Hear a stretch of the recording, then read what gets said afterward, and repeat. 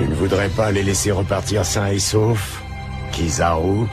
Malheureusement, c'est impossible. J'étais venu ici l'esprit tranquille.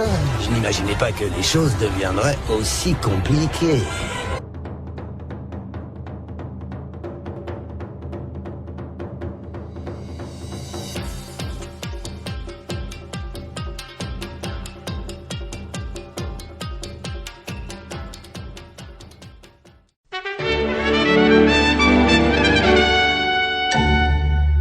C'est complètement fou. Oda, c'est un génie. Yo les Genin, c'est l'Ermite, vous êtes bien sur la chaîne de l'Ermite légendaire. Et on va attaquer aujourd'hui ce chapitre 1104 de One Piece, nommé Merci Papa.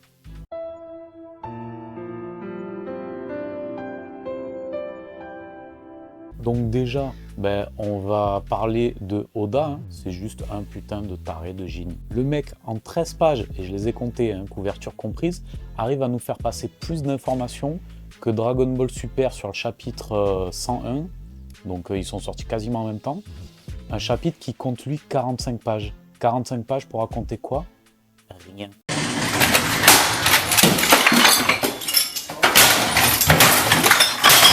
Donc je vous cache pas que j'ai un peu les boules. Ce chapitre 1104 intitulé Merci Papa, donc bien entendu c'est Bonnie hein, qui remercie son père. Ce chapitre fait écho directement au précédent qui était intitulé Désolé Papa. Et on attaque la scène d'ouverture avec Patoon Man qui colle un putain de Big Patoon Punch dans la gueule de Saint-Salpute.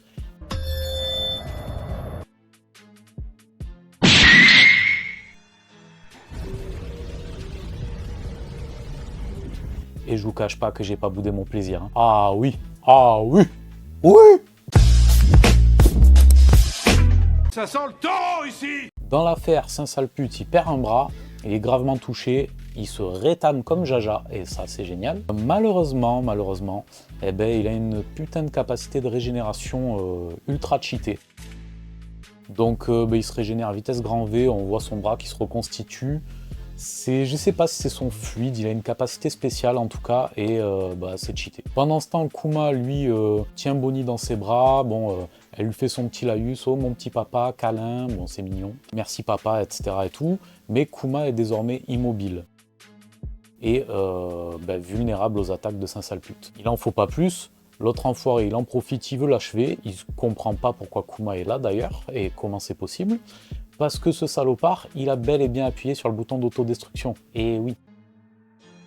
Il a appuyé sur ce bouton lorsque Kuma a été délivré de Marie-Joise par l'armée révolutionnaire. Il demande à Vegapunk comment c'est possible, et Vegapunk lui dit simplement t'as qu'à dire que c'est ma faute, hein, j'ai dû me foirer, ou sinon tu peux mettre ça sur le compte du pouvoir de l'amour. LOL. Ah, fallait oser, franchement, fallait oser. Mais bon, non, plus sérieusement, Vegapunk lui-même s'interroge parce que il se dit, mais pourtant j'avais bien conçu le mécanisme, mais pas tout à fait comme on me l'avait demandé. Il n'était pas censé exploser, mais ses fonctions étaient censées s'éteindre. Et étant donné qu'on lui a ôté sa conscience, c'est juste une carcasse, donc il devait être dans l'incapacité de recevoir des ordres et de bouger.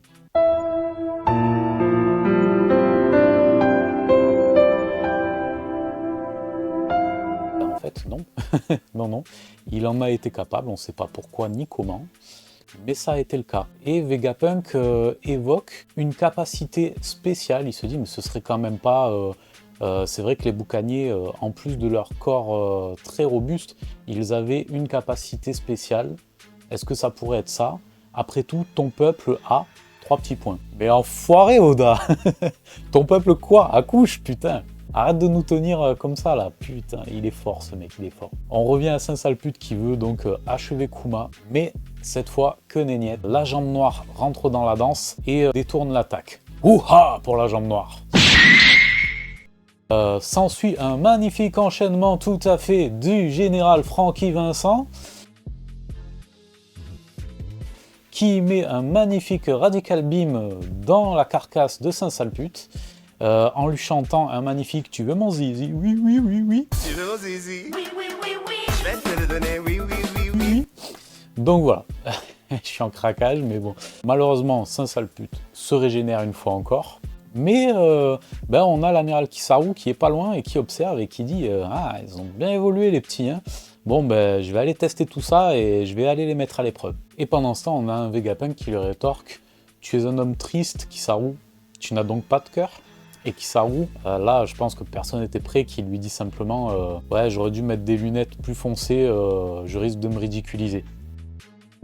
Donc bon, on sent très clairement qu'il est tiraillé là, entre ses obligations d'amiral de la marine au service du gouvernement mondial et donc des dragons célestes. Il est obligé d'effectuer toutes les basses besognes qu'on lui impose et là il commence à être vraiment tiraillé avec son amitié pour Vegapunk, pour Kuma, l'affection qu'il doit avoir pour Bonnie, j'imagine.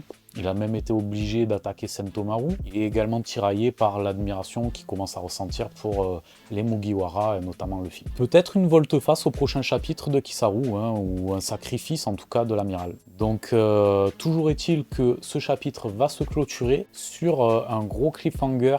Bon, alors le gros cliffhanger sa mère, hein. Saint-Salpute est en train de craquer complet. Là ça fait trop. On a un traître qui a étudié les tabous du monde, Vegapunk.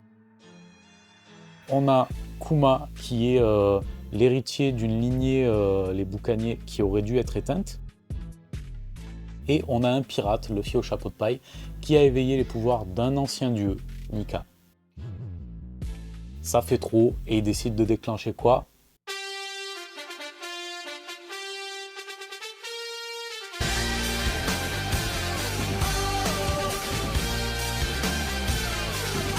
Et je vous donne un putain de Buster Call. Le troisième de la série, et on va voir comment nos héros s'en sortent cette fois-ci. Voilà, c'est tout pour cette review les Genin, j'espère que ça vous a plu.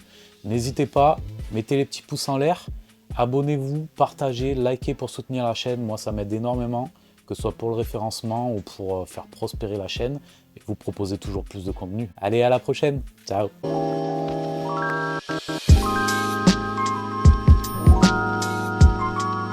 Tu t'es abonné? Tu t'es pas abonné? Abonne-toi!